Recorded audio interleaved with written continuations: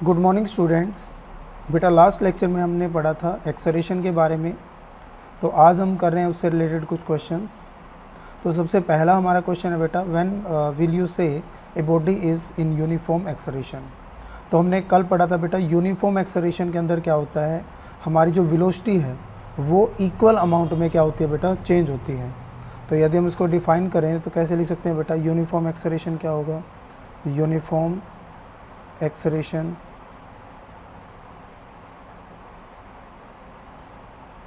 तो इसमें क्या होगा बेटा, in uniform acceleration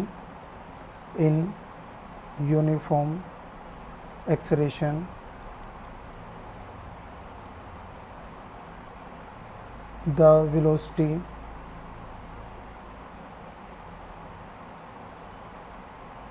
of the object changes in equal amount in equal interval of time. तो यहाँ पे बेटा क्या होता है, वेलोसिटी जो है ऑब्जेक्ट की वो चेंज होती है in equal amount in equal interval of time.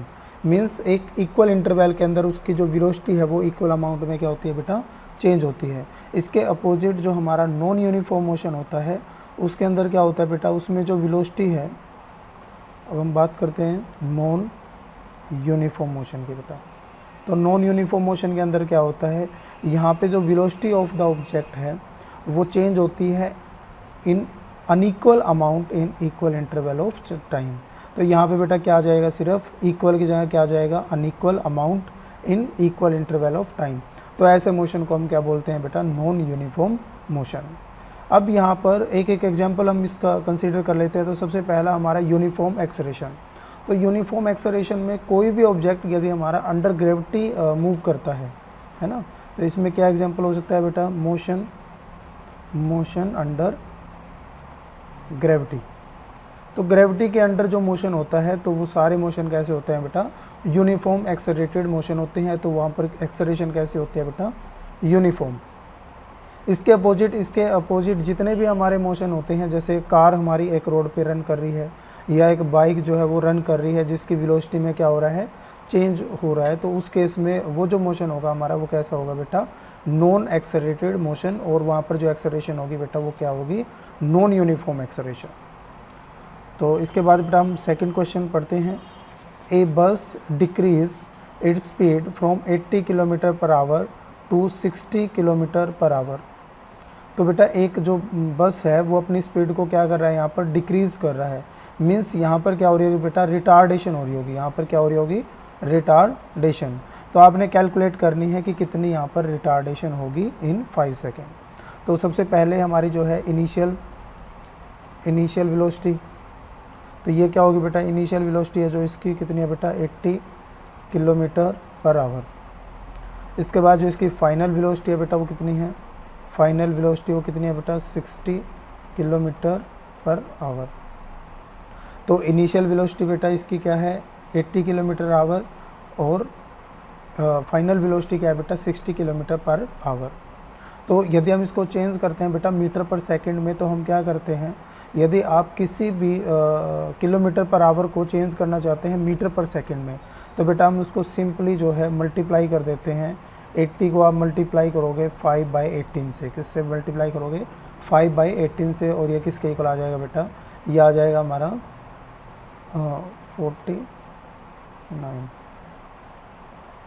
200/9 metre पर सेकंड। तो किस में आ जाएगा बेटा, ये मीटर पर सेकंड में आ जाएगा। सिमिलरली हमारा जो है ये फाइनल वेलोसिटी भी हम ऐसे कैलकुलेट करेंगे, तो फाइनल वेलोसिटी भी हमारी 60 × 5/18, तो ये कैंसिल आउट हो गया 930, तो ये कितना आएगा बेटा, 150/9 मीटर पर सेकंड में आ जाएगा। अब हमारे पास जो टाइम गिवन है वो कितना गिवन है बेटा, यहाँ पर टाइम गिवन है 5 सेकेंड। तो अब हमें जो है यहाँ पर निकालनी है acceleration. Acceleration means negative acceleration, तो उसका हम एक स्पेसिफिक नाम होता है दैट इज़ रिटार्डेशन। तो यहाँ पर जो एक्सेलरेशन होगी बेटा वो क्या होगी, final velocity minus initial velocity by time. तो फाइनल वेलोसिटी हमारे पास कितनी है बेटा, 150/9 और इनिशियल वेलोसिटी कितनी है बेटा 200/9 और हमारे पास जो टाइम गिवन है कितना है बेटा 5 सेकेंड। तो यहाँ पर इन दोनों में बेटा 1/9 ये क्या आ जाएगा बेटा दोनों से कॉमन, तो हमारे पास यहाँ पे क्या बचेगा 150 माइनस 200 तो कितना बचेगा बेटा -50 और नीचे जो है बेटा हमारे पास क्या है 5। तो इसको सोल्व करेंगे तो बेटा ये किसके इक्वल आ जाएगा -50/9 × 5 तो ये किसके इक्वल होगा बेटा -50/45 तो ये किसके इक्वल हो जाएगा बेटा 50 को 45 से डिवाइड करेंगे तो हमारे पास क्या आएगा 1 एंड इसके बाद फिर 1 मीटर पर सेकेंड -2 तो ये क्या होगी बेटा हमारी रिटार्डेशन होगी कितने की 1.1 मीटर पर सेकेंड स्क्वायर की। तो इसके बाद हम कर रहे हैं बेटा नेक्स्ट क्वेश्चन क्या है हमारे पास a train started from a railway station and moving with uniform acceleration. तो बेटा यहाँ पर जो एक्सलेरेशन दी है वो कैसी है बेटा यूनिफॉर्म एक्सलेरेशन है। एक्सलेरेशन कैसी है यूनिफॉर्म मीन्स यहाँ पे जो वेलोसिटी है वो हमारी क्या नहीं हो रही है बेटा चेंज नहीं हो रही है। इसके बाद क्या कह रहा है बेटा uniform acceleration attain A speed of 40 km/h in 10 minutes. तो बेटा यहाँ पर देखो हमें जो इनिशियल वेलोसिटी दी है बेटा वो कितनी दी है 0 मीटर पर सेकेंड क्योंकि वो कहाँ से स्टार्ट कर रही है रेलवे स्टेशन से और इसकी जो फाइनल वेलोसिटी गिवन है बेटा हमारे पास जो फाइनल वेलोसिटी है वो कितनी है बेटा यहाँ पर 40 km/h। तो बेटा ये भी हमारी किस में होगी km/h में ही होगी km/h और हमें बेटा टाइम यहाँ पर दिया हुआ है कितना 10 मिनट्स। तो बेटा सबसे पहले तो हम 40 km/h को चेंज करेंगे किसके अंदर मीटर पर सेकंड के अंदर। तो इसको कैसे करेंगे बेटा 40 × 5/18 तो इसको ये कैंसिल आउट हो जाएगा हमारे पास 20 और यहाँ पे क्या बचेगा बेटा 9 तो 100/9 हमारे पास बचेगा। इसके बाद हमारे पास 10 मिनट्स है इसको हम चेंज करेंगे सेकंड में तो 10 × 60 तो ये क्या आ जाएगी बेटा 600 सेकंड आ जाएगी हमारे पास। इसके बाद हमें एक्सलेरेशन पता होता है एक्सलेरेशन किसके इक्वल होगी बेटा final velocity minus initial velocity by time.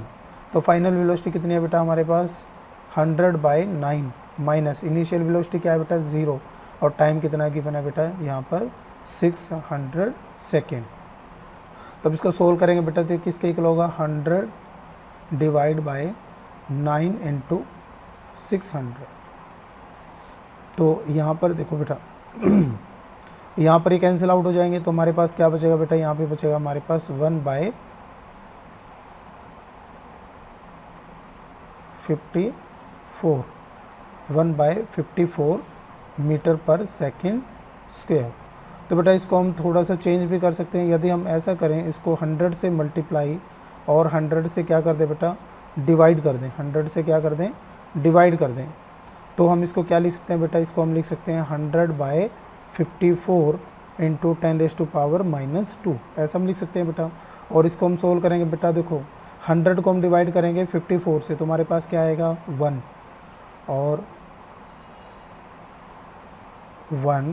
और इसके बाद हमारे पास बचेगा बेटा 46 तो एक और 0 यहाँ पर आ जाएगी तो यहाँ पे क्या आ जाएगा हमारे पास पॉइंट तो 46 तो ये किस पे जाएगा बेटा 5 8 जा तो 8 पे चला जाएगा बेटा तो क्या आएगा 1.8 × 10⁻⁻2 मीटर पर सेकेंड स्क्वायर। तो ये क्या आ जाएगा बेटा इसका आंसर आ जाएगा। तो आई थिंक आपको ये बहुत अच्छे से समझ में आ गया होगा बेटा। इसके बाद हम करते हैं नेक्स्ट टॉपिक।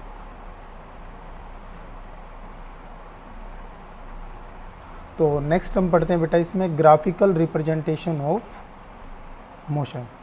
तो इसके अंदर हम पढ़ते हैं बेटा ग्राफिकल रिप्रेजेंटेशन ऑफ मोशन। तो मोशन को हम बेटा ग्राफिकल कैसे रिप्रेजेंट करेंगे। तो सबसे पहले तो हमारे पास यहाँ पर दो क्वांटिटी होती हैं बेटा। एक तो होती है जो है वेरिएबल क्वांटिटी या फिर कह सकते हैं डिपेंडेंट क्वांटिटी और एक होती है बेटा हमारी इंडिपेंडेंट क्वांटिटी। तो ग्राफ में क्या होती है बेटा एक तो हमारी होती है कैसी क्वांटिटी डिपेंडेंट और एक क्या होती है बेटा इंडिपेंडेंट। तो एक्स एक्सिस के अलोंग जो हम लेते हैं वो लेते हैं बेटा इंडिपेंडेंट क्वांटिटी। Independent quantity. तो यहाँ पे इंडिपेंडेंट क्या होगा बेटा, टाइम।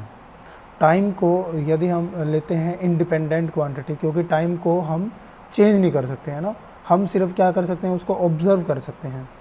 और इसके साथ डिपेंडेंट क्वांटिटी क्या होंगी बेटा, डिपेंडेंट क्वांटिटी हमारी डिस्टेंस हो सकता है डिस्टेंस टाइम ग्राफ में, और वेलोसिटी हो सकती है, एक्सेलरेशन हो सकती है, जो टाइम के साथ क्या करती है, हमारी वेरी करती है। तो ये सब क्या होंगी, हमारी डिपेंडेंट क्वांटिटी, और टाइम क्या होगा हमारा, इंडिपेंडेंट क्वांटिटी। तो सबसे पहले हम पढ़ते हैं बेटा डिस्टेंस टाइम ग्राफ। सबसे पहले हम पढ़ते हैं क्या, डिस्टेंस टाइम ग्राफ। तो डिस्टेंस टाइम ग्राफ में बेटा यदि हमारा object, when object at rest, यदि ऑब्जेक्ट हमारा रेस्ट पे है तो उसको हम किस तरीके से रिप्रेजेंट करेंगे। सपोज एक कार है जो पार्किंग में खड़ी हुई है, और हम उसको जो है ऑब्जर्व कर रहे हैं 1 घंटे में, फिर सेकंड घंटे, फिर थर्ड घंटे, तो उसकी जो है पोजीशन चेंज नहीं हो रही है, मीन्स उसकी पोजीशन वहीं पे है। तो इसका मतलब वहाँ पर डिस्टेंस जो है हमारा वो क्या है, कांस्टेंट है। तो डिस्टेंस कांस्टेंट है, तो इसका मतलब यदि हम डिस्टेंस टाइम ग्राफ में इसको शो करेंगे तो बेटा इस वाई एक्सिस के अलोंग हम क्या लेंगे बेटा, इसमें ये हमारी एक्स एक्सिस है, एक्स एक्सिस के अलोंग हमने लिया है टाइम, तो वाई एक्सिस के अलोंग क्या लेंगे बेटा, डिस्टेंस।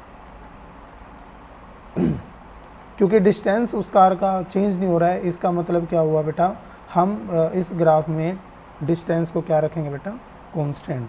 तो ये ग्राफ किसके लिए होगा बेटा, जब हमारा ऑब्जेक्ट किस पे होगा, रेस्ट पे होगा। जब हमारा ऑब्जेक्ट किस पे होगा बेटा, रेस्ट पे होगा। इसके बाद हम पढ़ते हैं बेटा यदि हमारा ऑब्जेक्ट इन यूनिफॉर्म मोशन, किस में हो बेटा, इन यूनिफॉर्म मोशन। यदि ऑब्जेक्ट हमारा, सेकंड क्या होगा बेटा, when object in uniform motion. तो बेटा यूनिफॉर्म मोशन के बारे में आपको बहुत अच्छे से पता है। यूनिफॉर्म मोशन में क्या होता है, equal distance covered in equal interval of time, that type of motion is known as जो है यूनिफॉर्म मोशन। तो इसको ग्राफ में कैसे रिप्रेजेंट करेंगे बेटा, तो सबसे पहले हम जो है यहाँ पर यदि हमारा ऑब्जेक्ट का डिस्टेंस टाइम के साथ वेरी कर रहा है और डायरेक्टली प्रोपोर्शनल है, तो उसको ग्राफ में कैसे रिप्रेजेंट करेंगे बेटा। तो ये जो हमारा ग्राफ होगा ये किसके लिए होगा बेटा, फॉर यूनिफॉर्म मोशन। ये किसके लिए होगा बेटा, फॉर यूनिफॉर्म मोशन। तो ये ग्राफ किसके लिए होगा बेटा, यूनिफॉर्म मोशन के लिए। तो यदि हम इसमें चेक करेंगे बेटा, जो फर्स्ट स्लॉट होगा ये हमारा फर्स्ट स्लॉट है, तो फर्स्ट स्लॉट में जितना डिस्टेंस कवर करेगा ये ऑब्जेक्ट, सेकंड स्लॉट में भी उतना ही डिस्टेंस कवर करेगा, और थर्ड स्लॉट में भी उतना ही डिस्टेंस क्या करेगा बेटा, कवर करेगा। Means equal distance cover in equal interval of time. तो हर एक जो डिस्टेंस है वो इक्वल होगा इन इक्वल इंटरवल ऑफ टाइम। तो इस मोशन को हम क्या बोलेंगे बेटा, यूनिफॉर्म मोशन। इस मोशन को हम क्या बोलेंगे बेटा, यूनिफॉर्म मोशन। तो यहाँ पर एक और इम्पोर्टेंट चीज़ है, that is slope of the motion. Slope of distance time graph, distance time graph represent the speed of motion, speed of। तो बेटा यहाँ पर क्या होगा, यदि हमारा जो है डिस्टेंस टाइम ग्राफ है तो ये क्या शो करेगा बेटा, डिस्टेंस टाइम ग्राफ में जो स्लोप है वो क्या रिप्रेजेंट करेगा, स्पीड ऑफ द ऑब्जेक्ट। तो बेटा यहाँ पर देखो ये जो एंगल होता है एक्स एक्सिस के साथ, इसे हम क्या बोलते हैं, स्लोप ऑफ द जो है डिस्टेंस टाइम ग्राफ। इसे क्या बोलेंगे बेटा, slope of the distance time graph. तो ये क्या रिप्रेजेंट करता है हमारा, ये रिप्रेजेंट करता है स्पीड को। तो यहाँ पर वैसे तो आप वेरी नहीं करवा सकते हो क्योंकि यहाँ पर एक ही इसकी स्पीड है। सपोज़ हम यहाँ पर दो केस लेते हैं।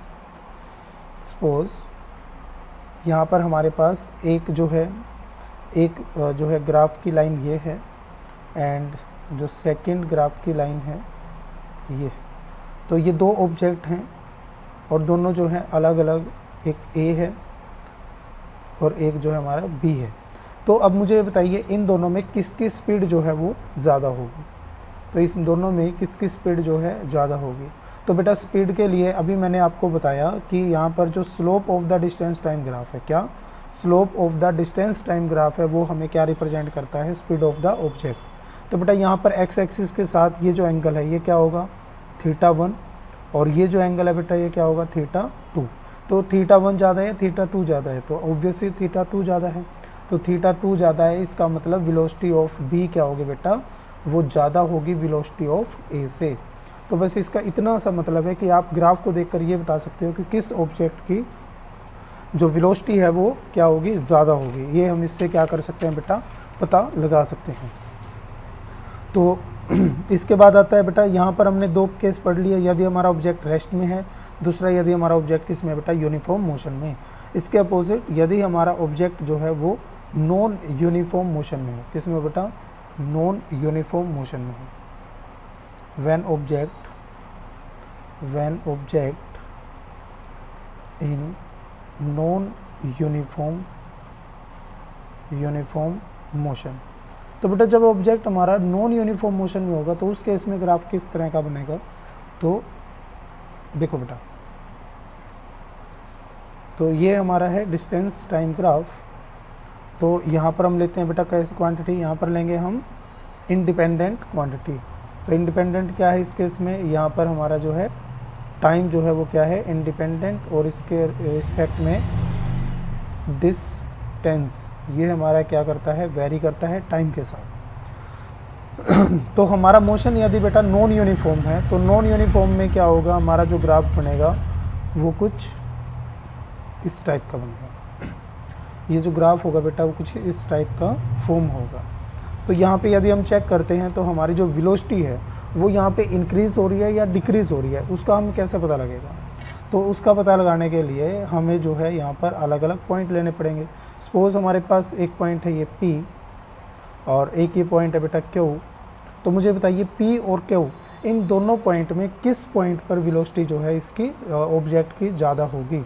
तो इसके लिए हम क्या करेंगे बेटा, यहाँ पर हम क्या करेंगे, एक टेंजेंट ड्रॉ करेंगे।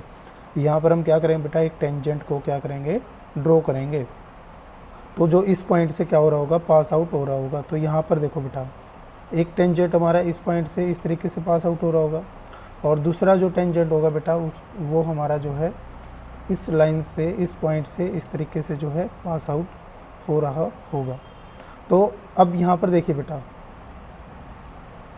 इन दोनों केस में यदि हम ध्यान से देखें इसको, इन दोनों केस में यदि हम इसको ध्यान से देखें तो ये जो एंगल है हमारा, ये जो एंगल है हमारा, सपोज दिस एंगल इज़ θ1 और ये एंगल क्या है बेटा, θ2।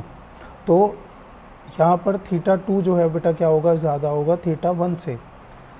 तो θ2 ज़्यादा है, इसका मतलब velocity at Q is greater then velocity at P। तो Q पर वेलोसिटी क्या होगी बेटा, इसकी ज़्यादा होगी। मीन्स यहाँ पर वेलोसिटी हमारी क्या हो रही होगी बेटा, इंक्रीज़ हो रही होगी। यहाँ पर वेलोसिटी क्या हो रही होगी बेटा, इंक्रीज़ हो रही होगी। तो इस टाइप के मोशन को हम क्या बोलते हैं बेटा, नॉन यूनिफॉर्म मोशन, जिसमें वेलोसिटी हमारी क्या होती है, जो है इंक्रीज़ होती है। तो यदि हम इसको कंक्लूड करें एक ही ग्राफ में, तो सपोज़ हमारे पास ये जो ग्राफ है, this graph is distance time graph. तो एक तो हमारा मोशन होता है यूनिफॉर्म। तो यूनिफॉर्म मोशन को हम कैसे शो करते हैं बेटा, यूनिफॉर्म मोशन होगा जो ये हमारा क्या रिप्रेजेंट कर रहा होगा बेटा, यूनिफॉर्म मोशन। तो यूनिफॉर्म मोशन में ये ग्राफ क्या रिप्रेजेंट कर रहा होगा बेटा, यूनिफॉर्म मोशन। तो यूनिफॉर्म मोशन में एक्सेलरेशन जो होती है हमारी वो क्या रहती है, ज़ीरो। एक्सेलरेशन क्या होगी बेटा, यहाँ पर ज़ीरो। और दूसरा, अब यहाँ पर हमारा नॉन यूनिफॉर्म मोशन है, तो नॉन यूनिफॉर्म मोशन जो है हमारा वो एक इस तरह का हो सकता है ग्राफ हमारा, और दूसरा जो ग्राफ है हमारा वो कुछ इस तरह का हो सकता है। तो दोनों ग्राफ में क्या है बेटा, यहाँ पर जो एक्सेलरेशन है हमारा, यहाँ पर जो हमारा एक्सेलरेशन है वो क्या हो रहा होगा, इंक्रीज़ हो रहा होगा। तो एक्सेलरेशन कैसा है बेटा, पॉजिटिव। और यहाँ पे एक्सेलरेशन क्या हो रहा होगा बेटा, डिक्रीज़ हो रहा होगा। तो यहाँ पे एक्सेलरेशन कैसा है बेटा, नेगेटिव। तो नेगेटिव एक्सेलरेशन को हम क्या बोलते हैं बेटा, रिटारडेशन। इसको हम क्या बोलते हैं बेटा, रिटारडेशन। तो यदि हम जो है डिस्टेंस टाइम ग्राफ में इनको रिप्रेजेंट कर पा रहे हैं, डिस्टेंस टाइम ग्राफ इसमें हम रिप्रेजेंट कर रहे हैं, तो यहाँ पर देखो बेटा वेलोसिटी क्या रहेगी इस केस में, वेलोसिटी हमारी कैसी होगी, कांस्टेंट। वेलोसिटी क्या होगी, कांस्टेंट। यदि वेलोसिटी कांस्टेंट है मींस इनिशियल वेलोसिटी और फाइनल वेलोसिटी दोनों क्या है, सेम है, तो इसका मतलब एक्सेलरेशन क्या होगी बेटा, जीरो, क्योंकि एक्सेलरेशन का फॉर्मूला क्या होता है, final velocity minus initial velocity by time. तो यहाँ पर देखो बेटा यहाँ पे पॉजिटिव क्यों है एक्सेलरेशन, क्योंकि वेलोसिटी हमारी क्या हो रही होगी, यहाँ पर इंक्रीज हो रही होगी। और यहाँ पर नेगेटिव क्यों आई है, क्योंकि यहाँ पर वेलोसिटी हमारी क्या हो रही होगी बेटा, डिक्रीज हो रही होगी। तो इस तरीके से आपने जो है इस ग्राफ को जो है पढ़ना है। इसके बाद हम नेक्स्ट पढ़ते हैं बेटा वेलोसिटी टाइम ग्राफ। तो ये हमने पढ़ लिया था जो है डिस्टेंस टाइम ग्राफ। इसके बाद हम पढ़ते हैं वेलोसिटी टाइम ग्राफ। तो इसके बाद हम नेक्स्ट पढ़ेंगे बेटा वेलोसिटी टाइम ग्राफ। तो वेलोसिटी टाइम ग्राफ में क्या होता है बेटा, वेलोसिटी टाइम ग्राफ जो है इसको यदि हम ड्रॉ करना चाहें तो यहाँ पर जो हमारी इंडिपेंडेंट क्वांटिटी होगी बेटा वो क्या होगी, यहाँ पर टाइम। टाइम हमारा क्या होगा यहाँ पर, इंडिपेंडेंट टाइम। और वेलोसिटी जो है हमारी वो क्या होगी बेटा, यहाँ पर डिपेंडेंट। तो अब यहाँ पर दो केस हमारे पास बनेंगे। सबसे पहला case when object move with uniform velocity. Uniform velocity, यदि वेलोसिटी हमारी कैसी है बेटा, यूनिफॉर्म है, मतलब टाइम के साथ वेलोसिटी हमारी चेंज नहीं हो रही है, तो उस टाइम में ग्राफ हमारा कैसा होगा, कुछ इस टाइप का आपका जो है ग्राफ फॉर्म होगा। और ये मोशन कैसा होगा बेटा, यदि हमारी वेलोसिटी चेंज नहीं हो रही है, इसका मतलब एक्सेलरेशन क्या होगी, यहाँ पर एक्सेलरेशन बेटा यहाँ पर क्या होगी, ज़ीरो होगी। एक्सेलरेशन क्या होगी बेटा, ज़ीरो होगी। और इसके बाद यहाँ पर जो सबसे इम्पोर्टेंट बात है सीखने वाली, कि यहाँ पर जो इसके अंडर जो एरिया होगा, इसको लिख सकते हैं बेटा area under velocity time graph represent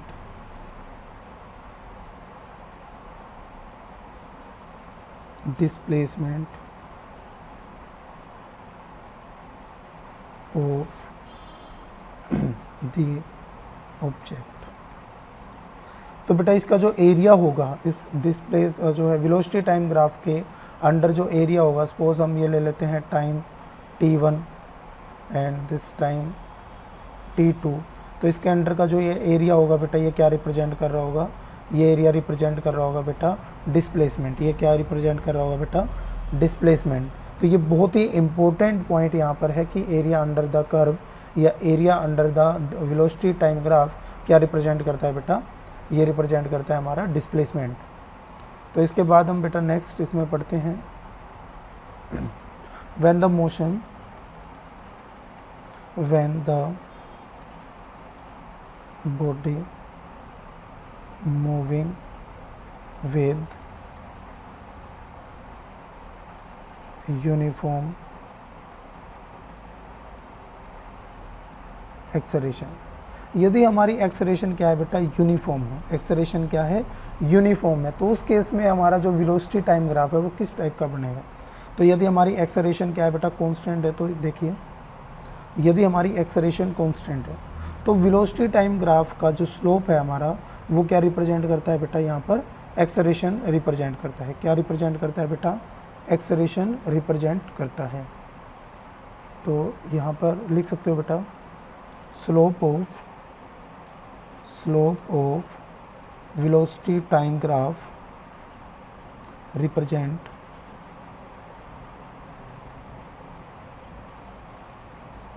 acceleration of the object.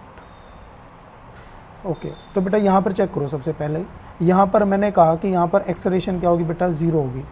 यहाँ पर एक्सेलरेशन क्या होगी बेटा, यहाँ पर एक्सेलरेशन जो है वो क्या होगी बेटा, ज़ीरो होगी। एक्सेलरेशन क्या होगी, ज़ीरो। क्यों होगी एक्सेलरेशन, क्योंकि यदि हम एक्स एक्सिस के साथ इसका जो ग्राफ देखें, यदि हम इसका एक्स एक्सिस के साथ ग्राफ देखें तो ग्राफ की वैल्यू यहाँ पर थीटा की वैल्यू क्या होगी बेटा, ज़ीरो। यदि थीटा ज़ीरो आ जा रहा है तो हमारा एक्सेलरेशन भी क्या होगा बेटा, यहाँ पर ज़ीरो होगा।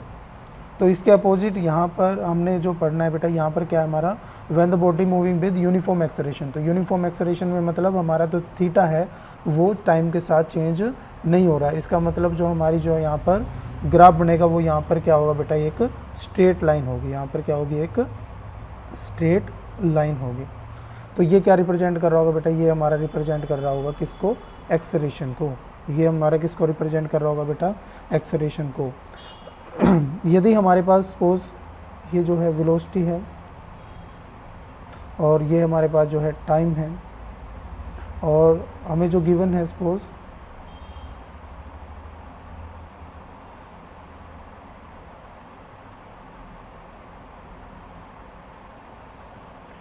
तो बेटा यहाँ पर हमें जो दो टाइम गिवन है, suppose this time is t1 और ये टाइम है बेटा t2, और ये वेलोसिटी है v1 और ये फाइनल वेलोसिटी है v2। यदि हमसे ये पूछ लिया जाए कि इस v1 से v2 जाने के अंदर उसने कितना डिस्प्लेसमेंट कवर किया, मींस कितना डिस्टेंस कवर किया, तो उसको हम कैसे कैलकुलेट करेंगे बेटा। हमने ये पढ़ा कि एरिया अंडर द कर्व, ये जो एरिया होगा बेटा ये क्या रिप्रेजेंट कर रहा होगा बेटा, ये रिप्रेजेंट कर रहा होगा डिस्टेंस। ये क्या रिप्रेजेंट कर रहा होगा बेटा, distance covered by the object. तो इसको कैसे निकालेंगे हम, यदि हम इसको कैलकुलेट करना चाहते हैं बेटा, यहाँ पर देखो, यहाँ पर यदि मैं इसको ड्रॉ कर लेता हूँ फर्दर, तो ये एक हमारा क्या बन जा रहा है बेटा, ये एक जो है ट्रायंगल बन जा रहा है। ये क्या बन जा रहा है, एक ट्रायंगल। और ट्रायंगल का एरिया क्या होता है बेटा, ट्रायंगल का एरिया होता है 1/2 इंटू बेस इंटू हाइट। ये क्या होता है बेटा, ट्रायंगल का एरिया। और ये हमारा क्या बन जा रहा है बेटा, एक रेक्टेंगल बन जा रहा है। रेक्टेंगल का एरिया क्या होता है बेटा, रेक्टेंगल का एरिया होता है लेंथ इंटू ब्रेथ। तो इसका एरिया हम कैलकुलेट कर सकते हैं बेटा, और इसका भी एरिया हम कैलकुलेट कर सकते हैं। तो यहाँ पर देखो बेटा, जो हाइट होगी, इसकी हाइट कितनी होगी बेटा, ये जो यदि हम हाइट को कैलकुलेट करें तो ये हाइट कितनी होगी बेटा, ये होगी हमारी v2 माइनस v1। एंड ये जो डिस्टेंस होगा बेटा, ये जो है लेंथ, ये कितनी होगी बेटा, ये होगी हमारी v1 के इक्वल। और ये जो डिस्टेंस होगा बेटा, ये किसके इक्वल होगा, ये डिस्टेंस होगा हमारा t2 माइनस t1। तो यहाँ पर जो हमारा डिस्टेंस होगा बेटा उसको हम कैलकुलेट कर सकते हैं। डिस्टेंस किसके इक्वल होगा बेटा, डिस्टेंस होगा मेरा, तो सबसे पहले इसका एरिया, इस रेक्टेंगल का एरिया क्या होगा बेटा, इस रेक्टेंगल का एरिया होगा v1 into time t2 minus t1। तो यहाँ पे ये एरिया आ जा रहा है बेटा इस रेक्टेंगल का, प्लस अब हमारा जो है इस ट्रायंगल का एरिया कितना होगा बेटा, इस ट्रायंगल का एरिया होगा 1/2 v2 minus v1 into t2 minus t1। तो ये क्या आ जाएगा बेटा, इस ट्रायंगल का एरिया आ जाएगा। तो इस तरीके से हम क्या निकाल सकते हैं बेटा, इस ग्राफ का यूज करके हम डिस्टेंस निकाल सकते हैं कि कितना डिस्टेंस उसने क्या किया बेटा, जो है कवर किया।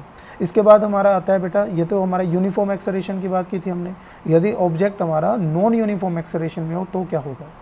तो इसके बाद हम पढ़ते हैं बेटा, जब ऑब्जेक्ट हमारा किस में हो, नॉन यूनिफॉर्म मोशन में हो, sorry non uniform accelerated motion हो, when object moving with non-uniform acceleration, non-uniform acceleration। तो बेटा आप खुद इसको जो है ऑब्जर्व कर सकते हो। तो नॉन यूनिफॉर्म के लिए ग्राफ कैसा होगा, यदि हमने जो पहले बनाया था ग्राफ, तो यदि हमारा नॉन यूनिफॉर्म है तो या तो एक्सेलरेशन क्या हो रही होगी, इंक्रीज़ हो रही होगी, या फिर एक्सेलरेशन क्या हो रही होगी, यहाँ पर डिक्रीज़ हो रही होगी। तो इसमें किस टाइप का ग्राफ बनेगा बेटा, हमारा जो ग्राफ बनेगा वो कुछ इस टाइप का ग्राफ यहाँ पर फॉर्म होगा। तो ये हमारी क्या है, वेलोसिटी, और ये क्या है बेटा हमारे पास, टाइम। तो वेलोसिटी, टाइम। तो यहाँ पर हर एक पॉइंट पर जो हमारा जो है स्लोप होगा वो डिफरेंट होगा बेटा। यहाँ पे दोनों पॉइंट पे स्लोप क्या होगा बेटा, डिफरेंट होगा। तो यहाँ पे यदि हम चेक करेंगे तो हमारा जो स्लोप होगा,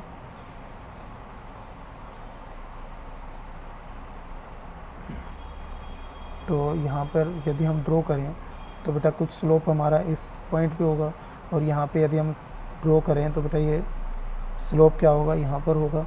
तो एक्स एक्सिस के साथ एंगल θ1 और ये क्या होगा बेटा, θ2। तो यहाँ पर हमें पता लग जा रहा है कि θ2 हमारा θ1 से क्या होगा, ज़्यादा होगा। इसका मतलब एक्सेलरेशन एट पॉइंट, इसको हम मान लेते हैं बेटा ए और बी, तो ये पॉइंट है ए और ये पॉइंट है B, acceleration at B is greater than acceleration at A. Means यहाँ पर वेलोसिटी जो हमारी एक साथ क्या हो रही होगी, बहुत तेज़ी से क्या हो रही होगी, इंक्रीज़ कर रही होगी। तो इसीलिए हमारी एक्सेलरेशन क्या हो जा रही होगी बेटा, इंक्रीज़ हो जा रही होगी। तो बेटा आज के लिए इतना ही।